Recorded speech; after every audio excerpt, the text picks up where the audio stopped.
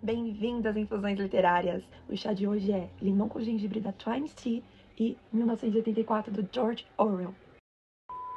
Olha como esse chá tá quente. Vou deixar de começar com esse livro, um dos meus favoritos. O George Orwell escreveu esse livro literalmente quando ele tava morrendo de tuberculose. Não, eu não tô brincando, ele literalmente estava morrendo numa cabana na Escócia quando ele decidiu criar esse livro. E apesar de ele se chamar 1984, esse livro foi escrito em 1949, lá no regime do Stalin.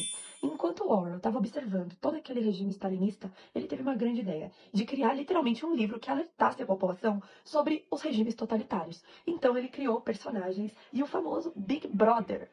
Calma, não é esse Big Brother. Mas esse Big Brother surgiu com a ideia desse Big Brother aqui. Imagina você não poder confiar nem nos seus próprios pensamentos, onde até as telas que estão perto de você tá te controlando e te vigiando. É esse futuro distópico, ou o presente que nós estamos vivendo, que Orwell está falando lá em 1945. 1984 se passa num mundo distópico, totalmente controlado por um grande sistema chamado O Partido. E controlado por uma figura onipresente, o Big Brother, ou o Grande Irmão, na tradução. O nosso protagonista, Winston Smith, ele trabalha nesse grande partido, reescrevendo o passado. Literalmente, ele reescreve tudo que está errado, tudo que está totalmente fora do partido, ele vai lá e reescreve para adulterar o passado. Mas não para por aí. Quando ele começa a reescrever esse passado e descobrir algumas coisas, ele começa a duvidar, começa a questionar. E aí que mora o perigo. Numa sociedade que não pode pensar, numa sociedade que não pode nem mesmo amar, numa sociedade que você não pode ter liberdade de pensamento. E quem falou muito sobre isso? Isso mesmo, Michel Foucault. O Foucault, ele trabalha na maioria das nossas ideias modernas. Em seu livro Vigiar e Punir, ele fala sobre o biopoder. Foucault, ele não vai falar do poder apenas pela repressão da força, mas o poder como a repressão dos nossos comportamentos e até mesmo dos nossos pensamentos.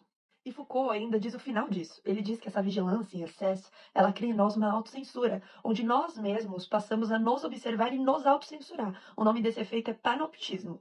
Theodor Adorno, Hannah Arendt fala muito sobre isso. Mas voltando para o livro, e olha só que conceitos chaves para entender essa nova sociedade. Dentro dessa sociedade do George Orwell, eles criam a Newspeak, uma nova língua, literalmente, e ela é feita para limitar o poder do pensamento. Porque quando você fala uma nova língua, você limita o seu pensar.